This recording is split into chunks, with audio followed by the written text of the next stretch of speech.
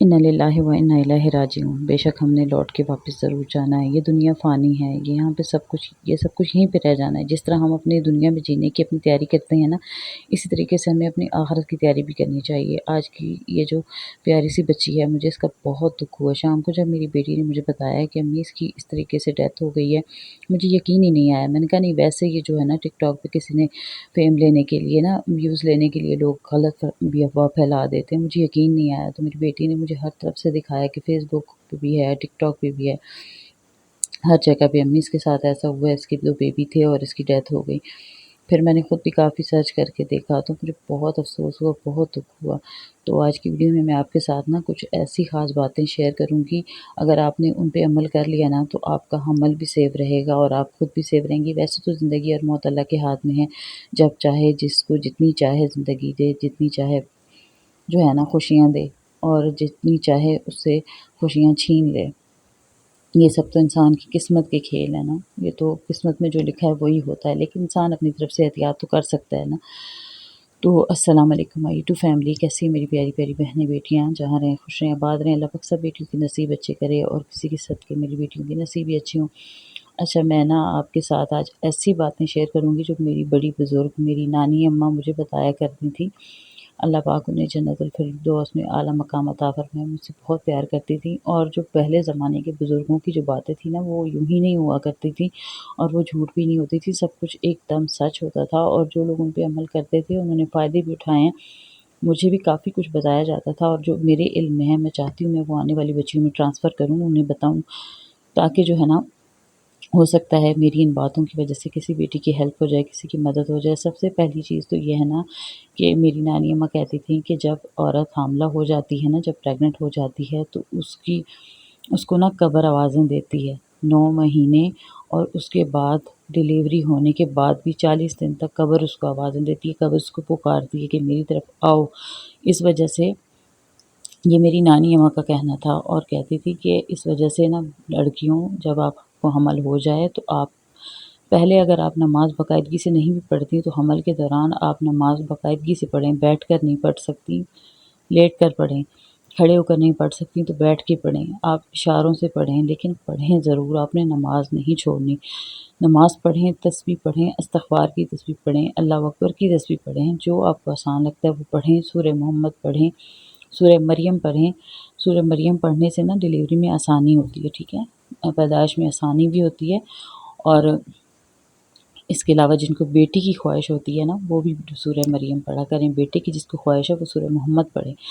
लेकिन एक टाइम आपने कुरान पाक की तिलावत ज़रूर करनी है। नमाज़ आपने बाकायदगी से पढ़नी है। अगर आप पूरे दिन में एक नमाज़ भी पढ़ लेती हैं ना, क्योंकि हमल के दौरान लड़कियों की तबीयत बहुत ख़राब रहती है। कई बच्चियाँ उल्टियाँ करती हैं, वॉमिट करती हैं, कई बच्चियों से बैठा नहीं जाता, कई बच्चियों से खड़ा नहीं हुआ जाता। शुरुआत के जो 5 माह होते हैं उसमें आप आसानी से पढ़ सकती हैं। 5 माह के बाद जो है ना, बैठ के पढ़नी चाहिए। और मैं पढ़ती थी, क्योंकि हमल के दौरान ज़िंदगी का कुछ पता नहीं होता, किसी वक्त भी आपके साथ कुछ भी हो सकता है। तो जिस तरह इस दुनिया के इम्तिहान की तैयारी की जाती है ना, दुनिया में रहने के लिए हम तैयारियां करते हैं। किसी की शादी में जाना हो, पहले से हम सूट सियार सिलवाते हैं, अपने आप को फ्रेश करते हैं, अपनी फेशियल करवाते हैं, अपनी स्किन की तैयारियां करते हैं।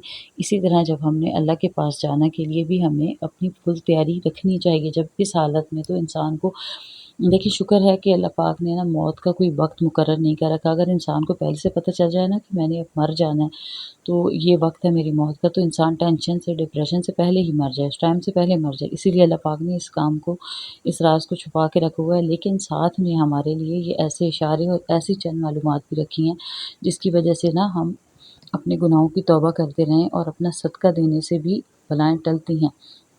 और अल्लाह पाक ने हमारे लिए 1,24,000 पैगम्बर ऐसे ही तो नहीं भेज दिए ना, इसलिए भेजे ताकि वो हमारी रहनुमाई कर सकें।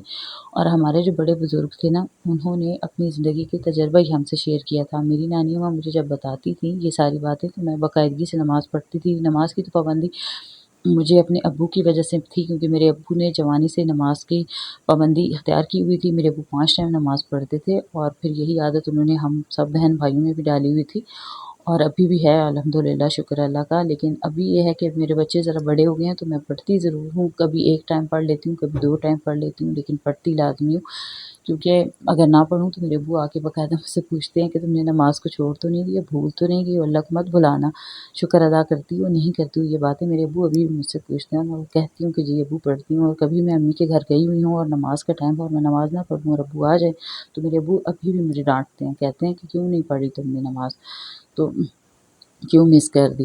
تو نماز جو ہے نا یہ فرض ہے، اس کو بالکل بھی نہیں چھوڑنا، کسی حال میں بھی نہیں چھوڑنا، تو اپنی آخرت کی تیاری کرنی چاہیے ہر حال میں۔ اس کے بعد ایک اور خاص بات میں آپ کو بتاؤں، بچیوں کو نہیں پتہ ہوتا، جب انہیں نیا نیا حمل ہوتا ہے نا، پریگننٹ ہوتی ہیں، تو کئی بچیوں کا جو حمل ہوتا ہے وہ ان کی ٹیوبس میں ہوتا ہے۔ میری یہاں پہ ایک دوست تھی نا، اس کی جب پریگننٹ ہوئی تو جب اس کی ڈیٹ مس ہوئی، اس نے چیک اپ کروایا تو چیک اپ میں اس کا حمل جو ہے نا کلیئر نہیں ہوا۔ جب اس نے الٹرا ساؤنڈ کروایا تو اس کے الٹرا ساؤنڈ میں آیا کہ وہ پریگننٹ ہے، تو لیکن اس کی گھر والوں نے کہا کہ نہیں، ابھی 10-15 دن اور گزر جائیں۔ اب وہ 10-15 دن کے انتظار میں اس کے ساتھ کیا ہوا کہ اس کے حمل نے جب گروتھ کی، کیونکہ اس کا حمل جو تھا وہ ٹیوب میں تھا، اور ٹیوب میں جو حمل ہوتا ہے نا، جب وہ گروتھ کرتا ہے تو ٹیوب پھٹ جاتی ہے۔ اس کا ٹیوب میں حمل تھا، اور ٹیوب میں حمل جب اس کا پھٹ گیا تو اس کی زہر پھیلنے والی تھی، مطلب پھیل چکی تھی، ایک دم سے اسے ٹائم پہ پہنچا دیا گیا۔ اس کے پیٹ میں شدید جب درد اٹھا نا،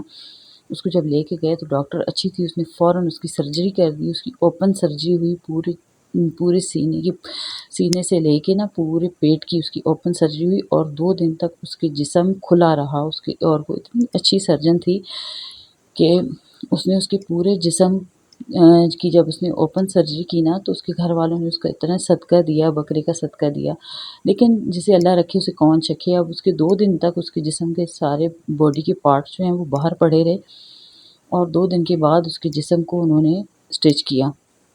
یہ اس نے مجھے بتایا تھا، کہتی کہ 2 دن تک میں رہی، اور پھر 1 ہفتے کے بعد اس لڑکی کو ہوش آ گیا، وہ ٹھیک ہے، اور اسی لڑکی کی ابھی بیٹی بھی پیدا ہوئی ہے، ٹھیک ہے۔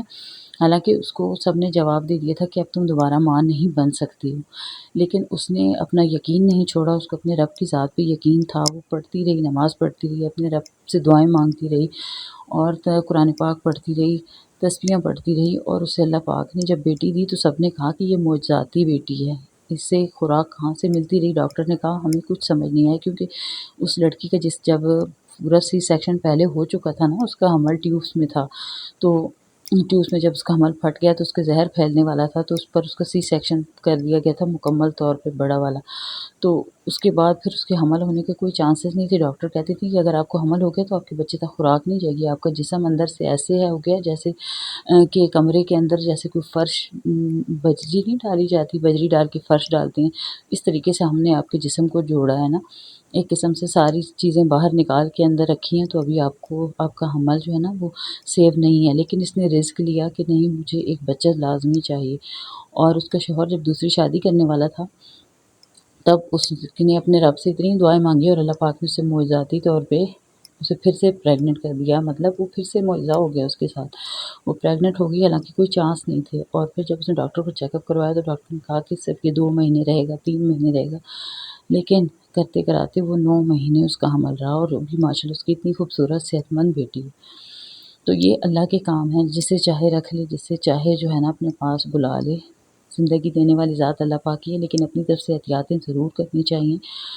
جب آپ کو حمل ہو جائے تو شروعات میں اپنا چیک اپ ضرور کروائیں، کسی ایسی ڈاکٹر سے اپنا جو ہے نا چیک اپ کروائیں جو رات کو بھی اویلیبل ہو، دن کو بھی اویلیبل ہو، اور آخری کے مہینے میں بالکل بھی، شروع کا پہلا مہینہ اور آخری کا مہینہ، خیر مہینے تو سارے ہی جو ہے نا چیک اپ کے لیے ہوتے ہیں، ہر مہینے جب آپ کی ڈاکٹر آپ کو کہے نا آپ نے چیک اپ کروانا ہے، لازمی چیک اپ کروائیں، میڈیسن کھائیں، اور ساتھ میں جو ہے نا ڈیلیوری کی جو ڈیٹ ڈاکٹر نے دے دی ہو نا، اس سے بھی پہلے آپ ایک ہفتے کے ہفتے اپنا چیک اپ کرواتی جائیں، کوئی فرق نہیں پڑتا، اس سے کوئی حرج نہیں ہے، کچھ پتہ نہیں ہوتا اندر کیا ہو جائے، کس وقت کیا ہو جائے۔ اب اس بچی کو بھی سمجھ نہیں آئی، نہیں پتہ چلا کہ اس کا اندر ایک بچہ جو ہے وہ ختم ہو چکا ہے، اور اس کی وجہ سے زہر پھیل گیا اور اس بچی کی ڈیتھ ہو گئی، اور وہ زندگی کی خوشیاں دیکھنے سے محروم ہو گئی۔ کتنی ایکسائٹیڈ تھی وہ کہ میرے بچے ہوں گے، میں اس طرح انجوائے کروں گی زندگی، کسی کو کیا پتہ ایک پل میں کیا ہو جائے۔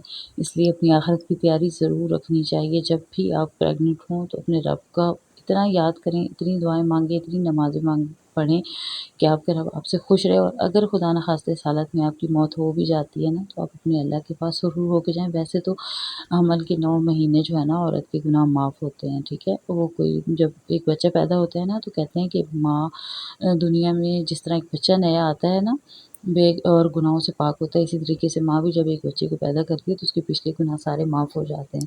اس کی جو ایک ایک درد ہوتا ہے، ایک ایک جو تکلیف ہوتی ہے نا، اس کے بدلے اللہ پاک اس کے سارے گناہ معاف کر دیتے ہیں۔